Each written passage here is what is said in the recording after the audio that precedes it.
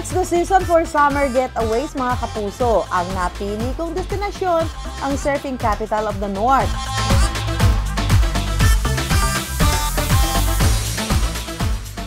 Tara na sa La Union! Buzzing with energy ang bayan ng San Juan na tinaguri ang surf town.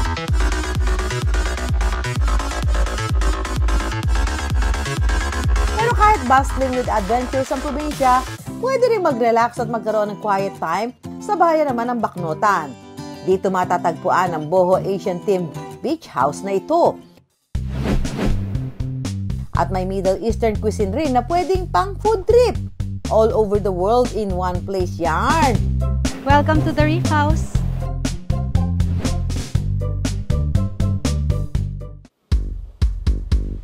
Ang lahat ng ito, nagsimula lang daw sa simpleng pangarap ng may bahay na si May.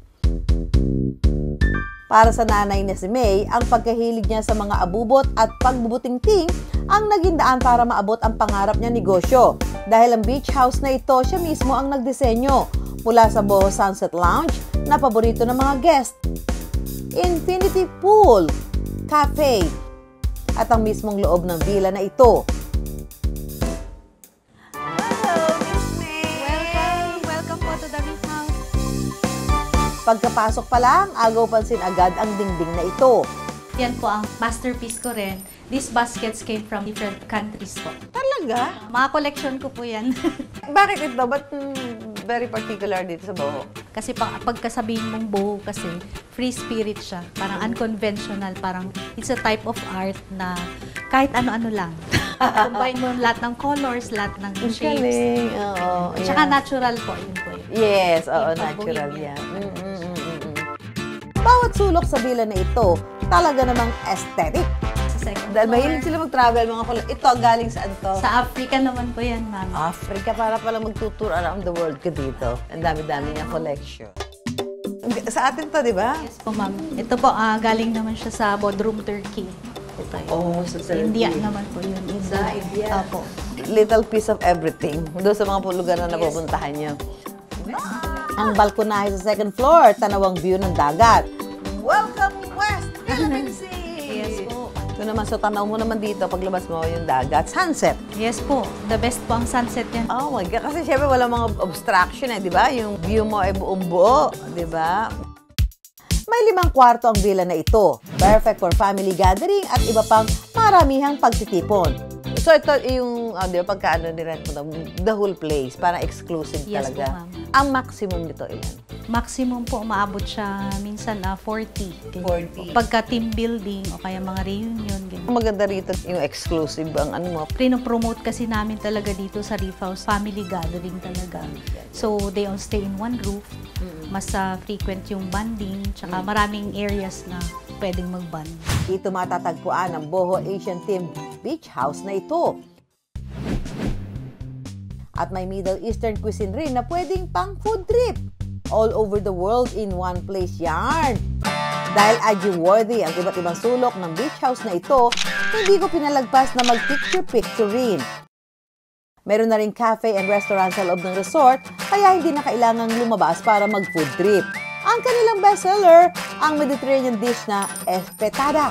Hango ito sa Portuguese dish na may mga karne ng baboy, manok o hipon na nakatuhog kasama ang mga gulay, pati pagkain, unique. Pinopromote dito ang ocean view dining po. Oh. Kasi there are places na gusto mo sanang mag-relax din, gusto mo mapanood yung sunset pero wala talaga. So ito po, yung binuksan namin ang cafe para makapag-dine at the same time mapanood po yung sunset. Ay, nagkakape-kape ka, sunset, ano? Bata pa lang daw, talagang hilig na ni May ang sining at pagdedesenyo. Nung bata, ma'am, ako talagang nakikitaan ko na yung sarili ko na mahilig talaga ako sa handmade, ganyan. And then, mahilig ako sa colors, sa magazine. Pagka wala akong ginagawa, mahilig akong magtingin ng mga cultures, ganyan, mga decors nila sa mga bahay.